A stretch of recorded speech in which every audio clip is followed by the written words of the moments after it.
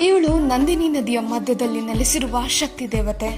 ನಮಸ್ಕಾರ ಸ್ನೇಹಿತರೆ, ಮಂಗಳೂರಿನಿಂದ ಸುಮಾರು 20 ಕಿಲೋಮೀಟರ್ ದೂರದ ಕಟೀಲಿನ ಕ್ಷೇತ್ರದಲ್ಲಿ ನೆಲೆಸಿರುವ ತಾಯಿಯೇ ಶ್ರೀ ಕಟೀಲು ದುರ್ಗಾ ಪರಮೇಶ್ವರಿ.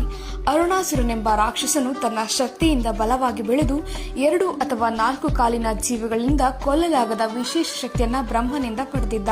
ಹಾಗಾಗಿ ಶಾಂತಿಗೆ ಭಂಗ ಮಾಡ್ತಾ ಇದ್ದ. ಅರುಣಾಸುರನ ಕೆಟ್ಟ ಕೆಲಸಗಳು ನಿಯಂತ್ರಣಕ್ಕೆ ಮೀರಿದಾಗ ಆದಿಶಕ್ತಿಯು ಸುಂದರ ಮಹಿಳೆಯಾಗಿ ಭೂಮಿಗೆ ಬಂದಳು. ಅವನನ್ನ ಆಮಿಷವೊಡ್ಡಿ ಅರುಣಾಸುರನನ್ನು ಕೆರಳಿಸಿ ಚೇಷ್ಟೆ ಮಾಡಿದಳು. ಕೋಪಗೊಂಡ ಅರುಣಾಸುರನು ಆದಿಶಕ್ತಿಯನ್ನ ಕೊಲ್ಲಲು ಪ್ರಯತ್ನಿಸಿದ. ಆಗ ದೇವಿಯು ಬಂಡೆಯಾಗಿ ಮಾರ್ಪಟ್ಟಳು. ಅರುಣಾಸುರನು ಬಂಡೆಯನ್ನ ಒಡೆಯಲು ಪ್ರಯತ್ನಿಸಿದ.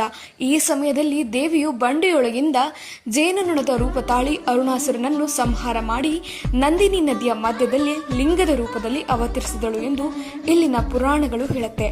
ಈ ದೇವಾಲಯದಲ್ಲಿ ಪ್ರತಿದಿನ ಭಕ್ತರಿಗೆ ಅನ್ನ ಪ್ರಸಾದ ವ್ಯವಸ್ಥೆ ಇದೆ. ಹಾಗೆ ಭಕ್ತರ ಅನುಕೂಲಕ್ಕಾಗಿ ಯಾತ್ರಿ ನಿವಾಸ ಕೂಡ ಇದೆ. ನೀವು ಕೂಡ ಮಂಗಳೂರು ಕಡೆ ಹೋದಾಗ ಕಟೀಲು ಶ್ರೀ ದುರ್ಗಾ ಪರಮೇಶ್ವರಿ ದೇವಸ್ಥಾನಕ್ಕೆ ಹೋಗೋದನ್ನ ಮರಿಬೇಡಿ.